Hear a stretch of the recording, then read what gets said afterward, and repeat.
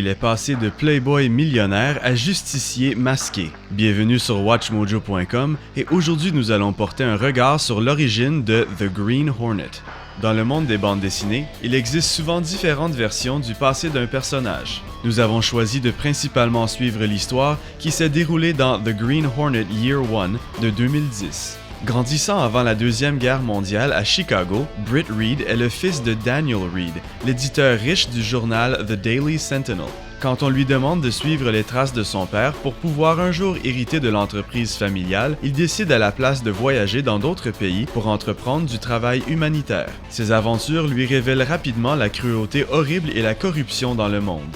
Pris en Chine par l'invasion de l'armée impériale japonaise, Britt assume la mission de sauver un homme nommé Kato. À la suite, les deux deviennent des bons amis et retournent en Amérique ensemble. Bientôt après son retour, Britt découvre que son père a été assassiné. Frustré par la lenteur de la justice et la corruption de la police, Britt jure de combattre toutes les sources du crime dans sa ville en devenant un héros masqué.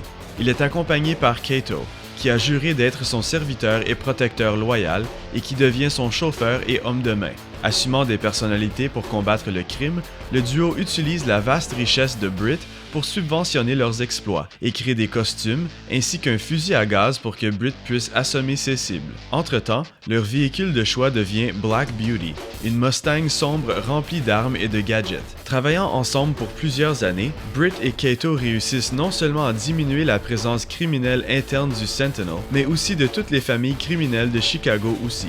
Débutant sous la forme d'un programme de radio dans les années 1930, les aventures variées du Green Hornet sont devenues non seulement des histoires essentielles en bande dessinée, mais ont aussi été produites en séries télévisées cultes des années 1960, mettant en vedette Van Williams et Bruce Lee.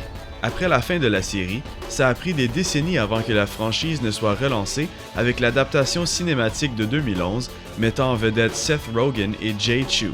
Cette reprise garde le concept de base des bandes dessinées et de la série originale, mais rajoute un nouveau sens de l'humour et de légèreté. I want you to take my hand. I want you to come with me on this adventure. I'll go with you, but I don't want to touch you. Okay, you don't have to take my hand, but will you come with me on this adventure?